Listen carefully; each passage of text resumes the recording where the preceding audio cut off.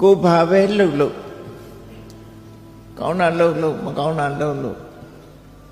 လို့သည်မြတ်ကံရဲ့အကျိုးဆက်ကိုကိုပဲခံရမယ်ကိုပဲဆန့်ရမယ်ဟောဒါဟာသူ့ရဲ့အမွေခံပဲကံရဲ့အမွေခံပဲဖြစ်ရမယ်လို့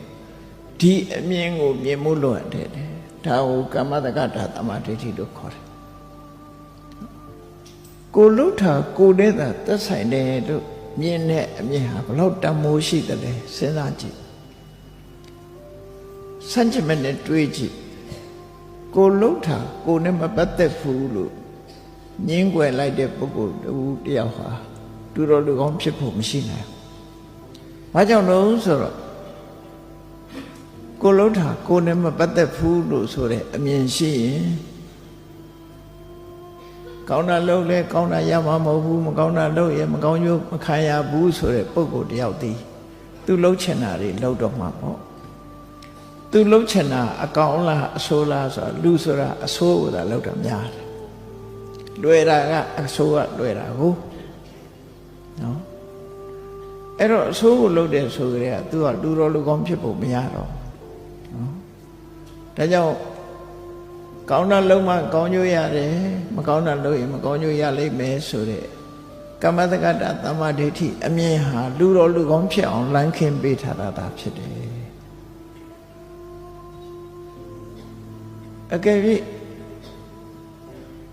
တချို့ပုဂ္ဂိုလ်တွေမြင်တယ်လို့ပေါ့ကောင်းတာလုပ်လဲကောင်းတာမဖြစ်ပါဘူးဆိုးတာလုပ်လဲဆိုးတာမဖြစ်ပါဘူးမဟုတ်တာလုပ်တဲ့လူတွေကြီးပွားနေတယ်ဟုတ်တာလုပ်တဲ့လူတွေဆင်းရဲနေတယ်ဆိုတဲ့ဒီအတွေးလေးနဲ့ကံကံကြီးကျိုးကိုညှင်းပယ်မှုတွေလည်းဖြစ်တတ်သေးတယ်ပေါ့နော်သို့တော့စဉ်းစားရမှာအခုတည်းပင်ဆိုင်ဒီနေ့ဆိုင်ဒီနေ့အပင်ပေါက်ပြီးတည်းသီးစားရပါမလားမစားရဘူးအချိန်ဆိုတာရှိသေးတယ်နော်အချိန်ဆိုတာရှိသေးတယ်ဆိုးတာလုပ်ပြီးကောင်းကျိုးချမ်းသာရနေတဲ့ပုဂ္ဂိုလ်ဟာရှေးတုန်းကအကျိုးဆက်တွေကိုခံစားနေတာသာဖြစ်တယ်ပေါ့ကောင်းတာလုပ်ပြီးဒုက္ခရောက်နေတဲ့လူတယောက်ဟာလည်းပဲရှေးရခင်ကလုပ်ခဲ့တဲ့အကျိုးဆက်တွေကိုခံစားနေရခြင်းသာဖြစ်တယ်လို့ဒီလိုနားလည်ပြီးတာဖြစ်တယ်အဲ့ဒါလို့နားမလည်ဘူးဆိုလို့ရှိရင်ကံကံကြီးအကျိုးညှင်းပယ်တဲ့ပုဂ္ဂိုလ်ဖြစ်သွားနိုင်အဲ့တော့ကိုယ့်ဘဝကိုဆန်းစစ်ကြည့်